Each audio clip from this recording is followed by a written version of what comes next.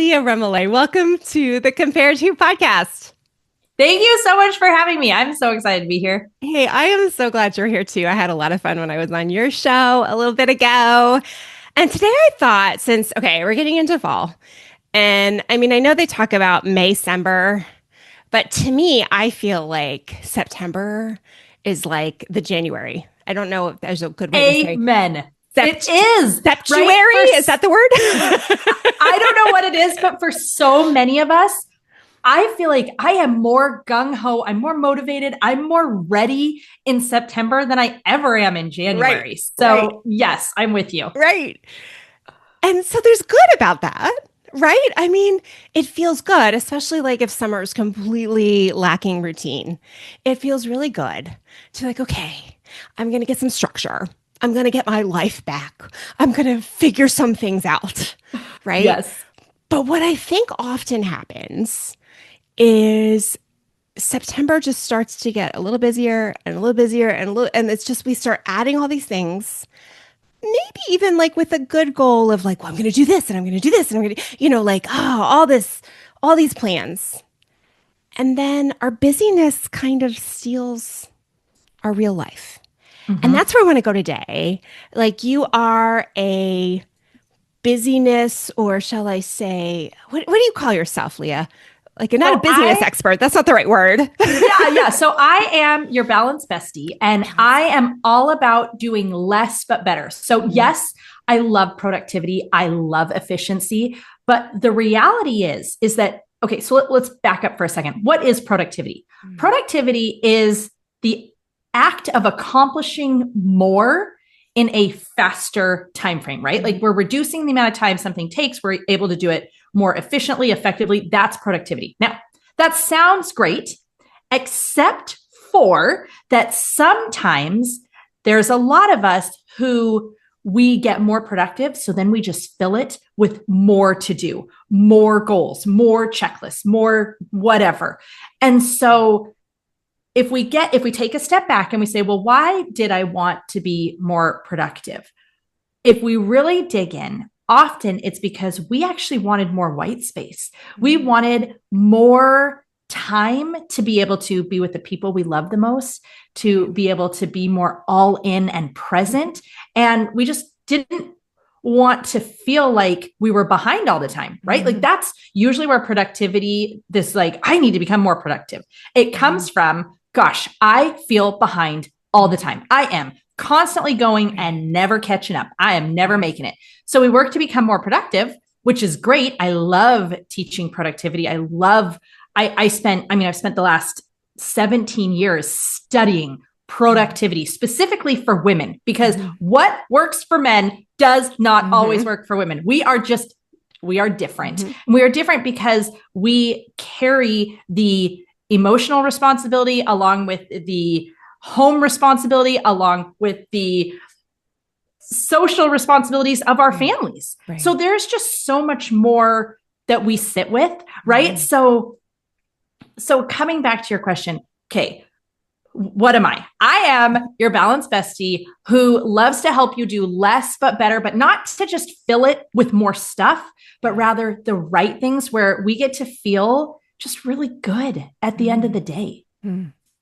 Yeah, I love that. It's funny. So I'm going to take this to a place that you're not expecting me to go at all. So I'm just going to, it's like spoiler alert. But it's like, so I have a line in one of my books where I basically say, like, the reason we all diet or enjoy diets, and diet's not a very popular word anymore, but to go on a plan, let's put it like that. The reason we want to go on a plan is not to be on a plan for the rest of our lives. We go on a plan because we believe at the end of the plan will be rest. Right. And I think it's the same way with all these like productivity goals. And again, like, right, I have a lot going on. So if I'm not productive, I'm in trouble. Like I have to have systems in place to get things done. There's nothing wrong with that. That's good. And yet, if I make the systems become my life, I'm missing out because that rest will never come. There's always going to be something else that's going to come and be like, hey, now try me. Now try me. Now do this. Now do this. So where do we start? in terms of like, I don't know, even deciding what's most valuable for us to, I don't know, incorporate or pursue or whatever words you would use there? Mm, that's a great question.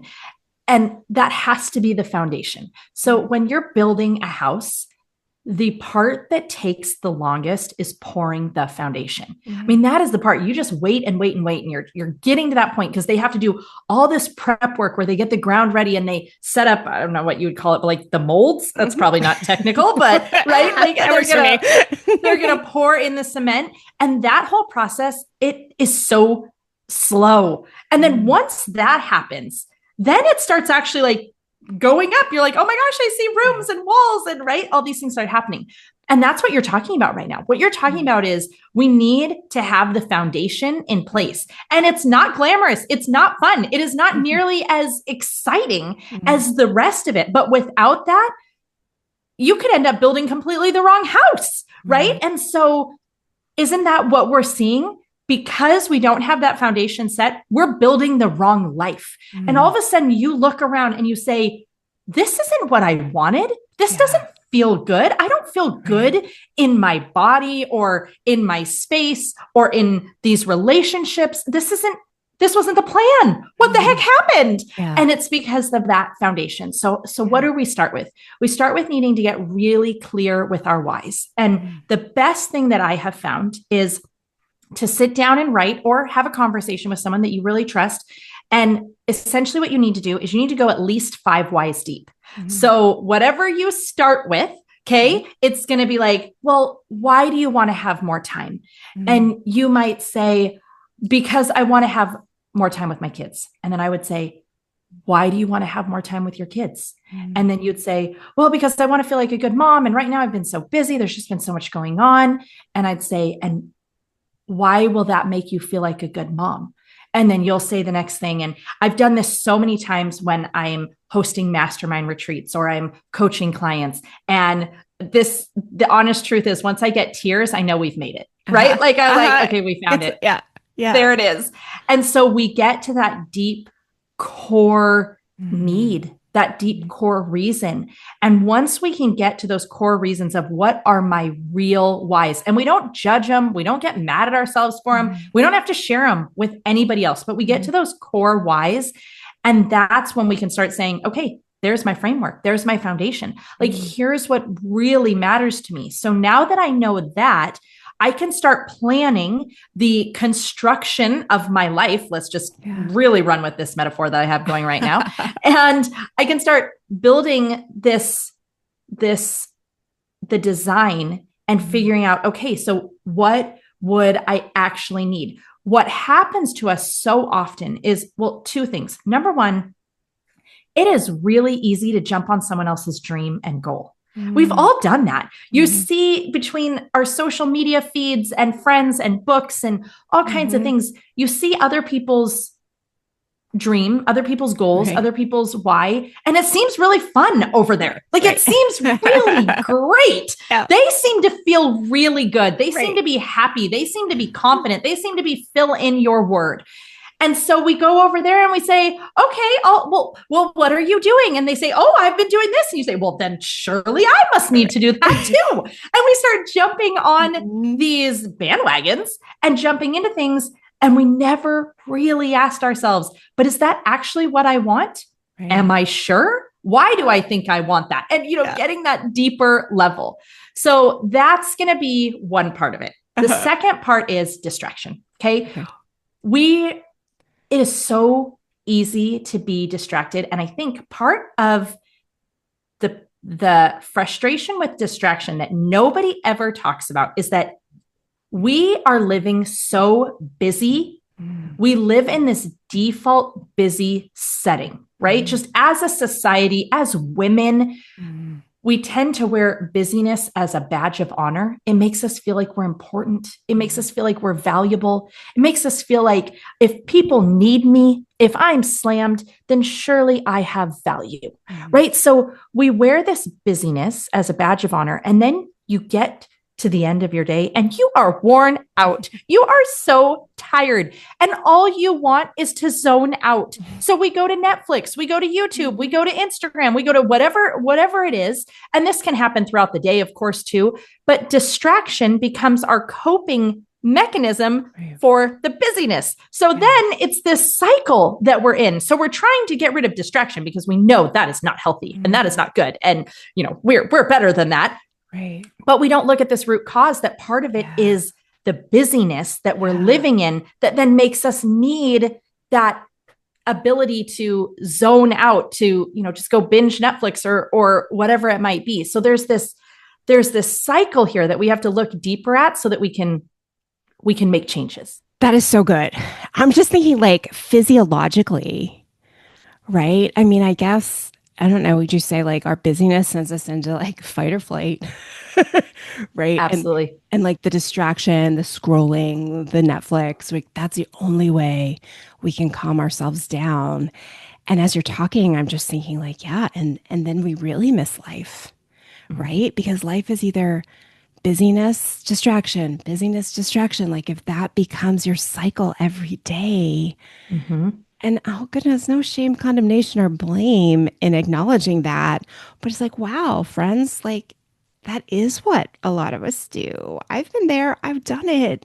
Yeah. And that's we not all have. healthy. And you pause and you go, I don't want that. Right. I want something different. But then that can feel very overwhelming, right? Because you're like, I want something different, but how much discipline is it going to take? Right. How much, right? We start getting in our head about like, oh man, yeah, I really want to be present. That's a word that we throw around all the time, right? Oh, being more present. But truly, I do want to be present. I want to be the kind of person where when I'm with someone, I'm with them. Right. I don't know why that always stands out in interviews to me, but whenever I hear interviews about, like the great people of the past or whatever, and whenever that line comes up where they say, oh, they had this ability to make you feel like you were the only person in the room.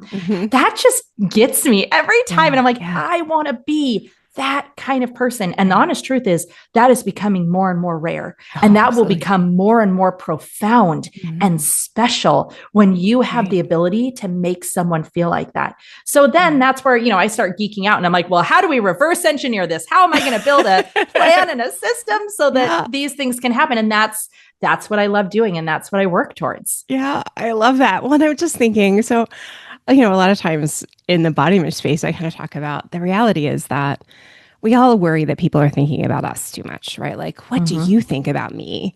And most of us are not. We're like thinking about ourselves. And so if you can go into a room and find people and actually care, actually love them, like God tells us to, right? Go in and be like, Leah, like, how are you? You're in that interaction, you are not going to be, as I ask you that question, you're not going to be like, oh, Heather's hair looks weird today. Like, I wonder, has she gained a couple of pounds? Like, you're not going to be thinking that, right? I can take the pressure off me and actually like give you a gift of a listening ear or a caring heart or just my time. And boy, doesn't that take the pressure off of everyone to feel like we have to look better, do better, perform better, have a better image in order to impress each other. So anyway, like I love that whole concept of being present. And I mean, oh goodness, Leah, I've done podcast interviews where like there's two hosts and one of them's on their like they alternate being on, and I'm like, oh my word, like what's going on here? Like too much trouble for you to stay here for a second? Like what's going on? But so anyway, that's so good. Okay, so we got to build a foundation. We want to be present. Like what else is missing here? We've identified distraction and that cycle. What else? Okay, so we're now to the point where we're like, yes, I do want this. I want to feel less busy. I want to feel more present. I want to be productive, but I don't want to accidentally just keep stacking more productivity and more tasks on top of each other. And then I'm also thinking about with your audience who is trying to love their bodies, be in their health, feel vibrant and confident and good. And I'm going to say, like, I'm going to raise my hand and admit when I get into that cycle of busy, then let myself be distracted because I'm so exhausted and spent, I'm not feeling very confident. And honestly, now in the distraction mode, if I'm binging Netflix or whatever it might be, I'm also kind of restless. And so I'm snacking way more and not on things that make me feel great. And I mean, there's a whole cycle that we could probably dig into, just my whole confidence, the way that I feel about myself when I've been truly present, I've shown up and I've gotten things done. I am Superwoman. You are all welcome. I am invincible. Right. And then on the days where that's not happening, my confidence, it wanes. It doesn't feel as good. So let's get into some very practical, what could this look like? How could I actually implement this into my life? And there is the extreme and there is the baby steps. Okay. And wherever each person is great. I tend to really encourage system stacking. And what I mean by that is make one little shift, this whole, the concept of 1% better, make one little shift, get comfortable with that, and then stack another one. Once you're comfortable with those two, then stack another one. My personality, my default is extreme. Okay. I am the one who is like, we're going all in, burn the boats, people. This is happening. And we've all experienced how much that is not sustainable. Right. So I have had to really work over the last 10 years to retrain myself to realize that incremental progress is so much more powerful than my all-in gung-ho attitude that only lasts a week. And then I default all the way back. Right. So the tortoise really does win the race. Really does win. And can I just admit that story used to actually make me mad? Oh, me too. Absolutely. That's ridiculous. Yes, the hair's faster. Aggravated me. I'm like, well, all the hair had to do was not get distracted. Right. Right. It used to make me so mad, but now it's like, no, that really is true. And that actually brings comfort to me now because now I'm like, I can have peace. I can have space and I can win the race. That is really exciting. So, okay, we're going to need to start by getting to that why, which we already talked about how we would do that. Once we've got that why, now we can say, what would my life look like? What do I want it to be? And then we're going to have to do a very honest self-audit of what distracts us. Okay. What are our things that distract us? And that when we get done, if we're being completely honest, don't really make us feel very good. We don't walk away feeling uplifted, feeling motivated, feeling inspired. And we're just going to call it for what it is. I think a whole lot of people are going to have to admit that things on their phone, and I'll let them pick what it is, but things on their phone are going to be a huge part of this. So then we have to make decisions on, well, how am I going to set some simple little systems in place to protect me and to protect my goals and the person that I truly know I can be? Now, there are all kinds of different things that we could do. One of my things is that I do not have notifications on my phone. There is nothing that gets to notify me on a daily basis. So that's one way I can protect my time. I don't have games on my phone. I don't, that's just not something that I want to spend my time doing. But we can look at that and say, is there apps that we need to take off of our phone? I was having a conversation with my cute dad a month or so ago. He's almost 80 and we were talking and he was telling me how he really needs to stop spending so much time on his phone. He figured out how to check how much time he was spending on his phone. Okay. He saw that number, scared him. And he was like, oh, I don't like that. And he also was talking about how my dad loves the news. Okay. He loves the news. He is always watching the news and watching these snippets. And he was saying how he notices it doesn't make him feel very good. And he's like, but I'm always getting on YouTube and watching these little clips. And he's like, I don't know what I should do about it. And I said, well, why don't you delete YouTube? And he was like, oh my gosh, yes, that's a great idea. It was so cute. He was like, like he thought I'd come up with this amazing idea. Like, oh, honey, you're so brilliant. Right. But the honest truth is sometimes we just do need someone to say, right. Hey, why don't you delete the app? Remember, it's not permanent. You can put it back on if you want. You know the password, like, or you can reset it if you don't. There's a whole lot of us who are like, I actually don't know, but we can reset it. So, we might need to look and say, what can I do? Now, some of it, we might be thinking, oh, I want to do this with my family. Mm-hmm. And I really get that. And I get, like that feels really good. Sometimes our families are up for it and they're excited, but most of the time they're not. Okay. Let's just call it for what it is. Most of the time they're not, because they didn't just get the dose of motivation and inspiration that we got. And we're trying to drag them along. And then we're upset that they're not like jumping on with us. And we're like, no, aren't you excited? And they're like, no.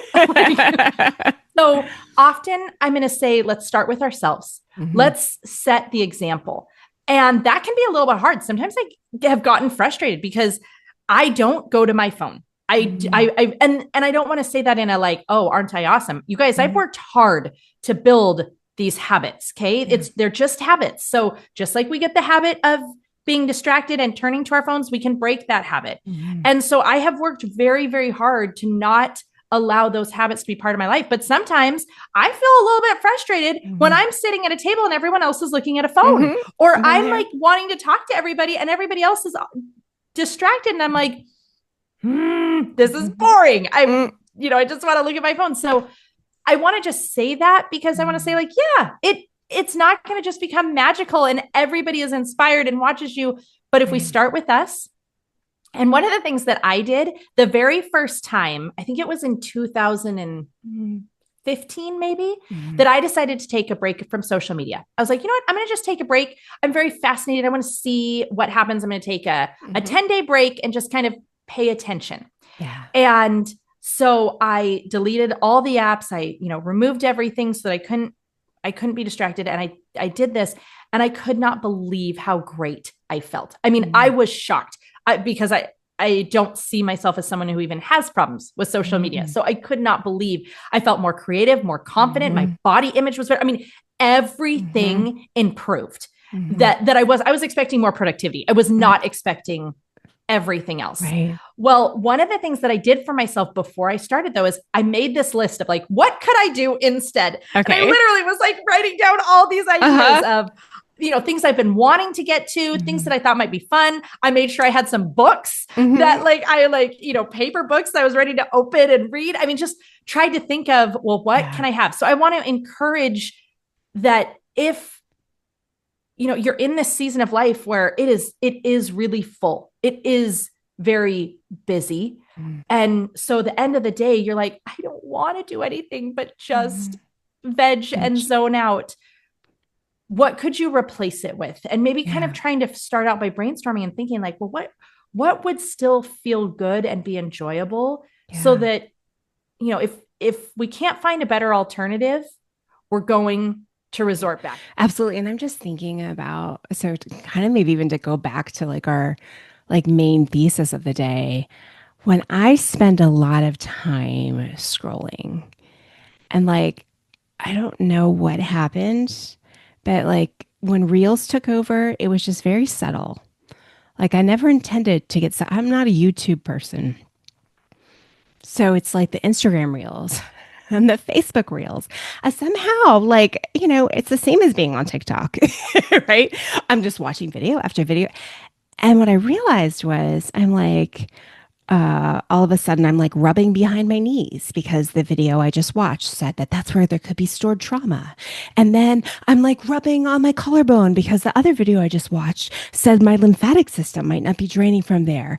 And then I'm like, doing some weird exercise with my legs up the wall because and I'm like busy with all these little ideas that I've just been given, not to mention all of the outfits I need to buy because I just saw someone try it on.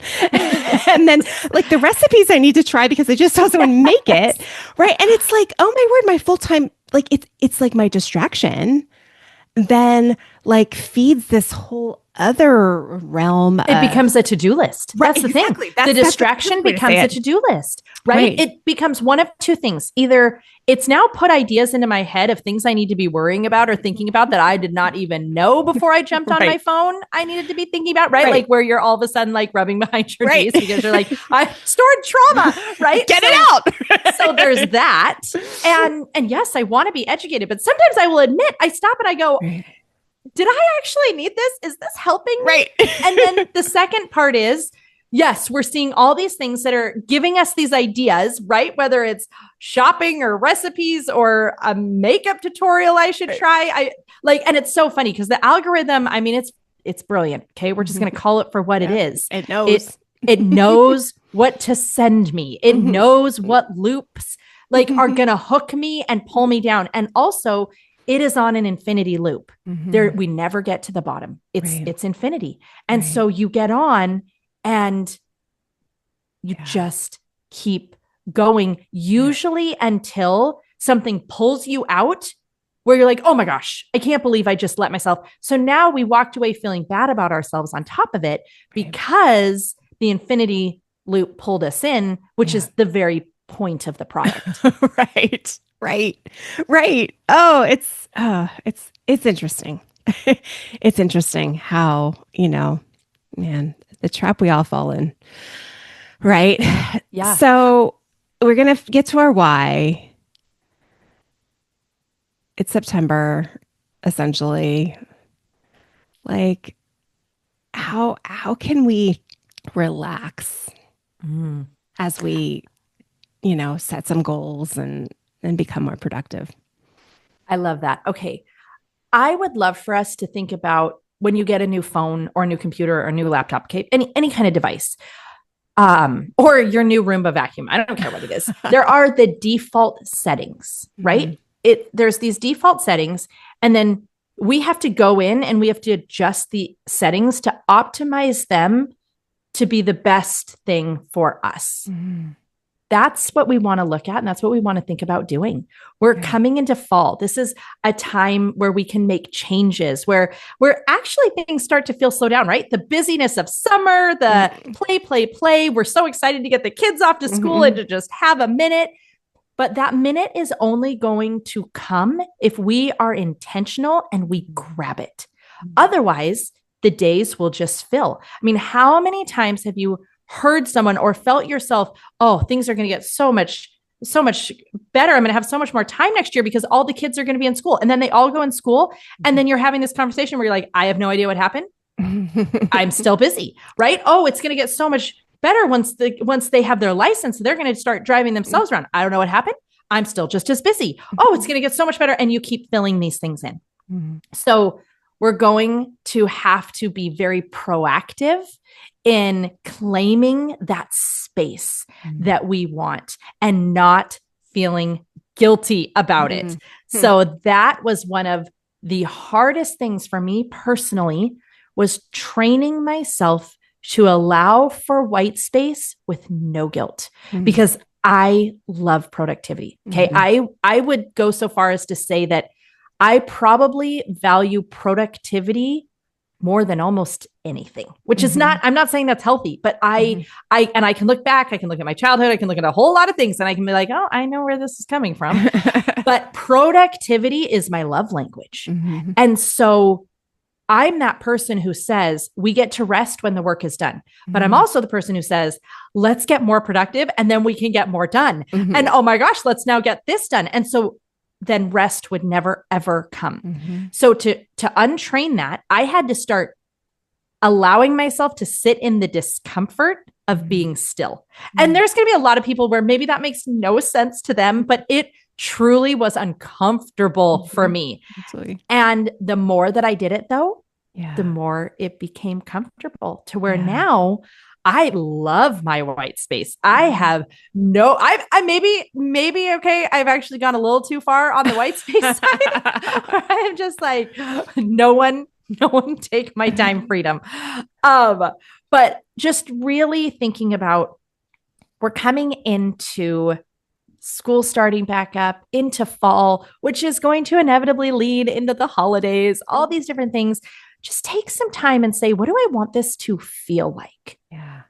And really sit with that. And sometimes I'll let myself kind of visualize what does the perfect day feel like to me? What does the perfect week feel like? Mm-hmm. The very first time I ever did that exercise was in my height of busy, productive, high performing. I hit the pillow at night and I crash because I have not stopped for the whole day, right? And I decided to sit down and do this exercise.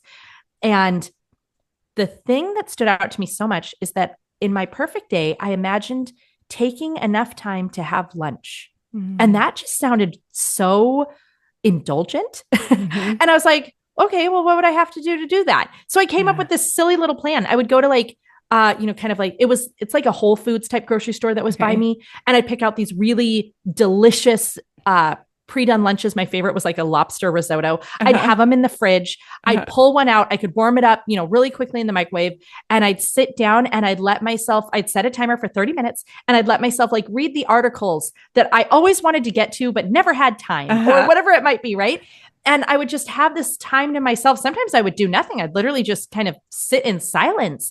And it felt so good. And it was like, that was like my little gateway into, oh, wow, maybe I can do more things like that. So, again, just coming back to our default settings have become distraction and busy. Mm-hmm. And that's for all of our friends. It's for our family. It's for everyone around us. And so we feel like, well, if I'm not doing that, I'm not being a good neighbor, a good friend, a good whatever. But what if we collectively, every single person getting to listen to Heather and getting to hear this conversation said, I'm going to try doing something different. And I'm going to share this. I'm going to share this episode and say, hey, do you want to do this with me? Like, can we kind of be each other's partner? Can we talk about this together?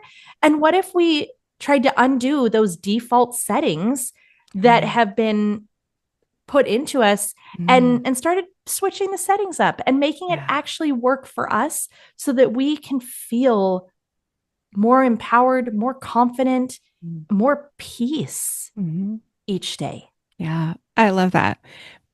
Because really, right, it is stress that's killing us. Stress is horrible for our health. It's horrible for digestion, right? And so I was just like you, like I would just go grab something and eat it at my desk while I was working, right? Because that would not be very productive to take a lunch break. And then as I got into more intuitive eating, it was like, oh no, actually tasting food, knowing what I'm eating, like focusing on that is going to be so much more helpful to my body. And for me, I had a similar kind of aha journey, but for me, it was recognizing that like at home, like same routine, but if it was called vacation, like there were certain things I could do and just kind of like just rest in those. And then I was like, wait a second, I work from home. I'm my own boss. Why can't I take a vacation for an hour every day? Like, what would that be like to just pretend I'm on vacation for an hour every day? And I started kind of incorporating that. And okay, granted, like I'm wired like you are. Some days it's not an hour. It's like 10-minute vacation.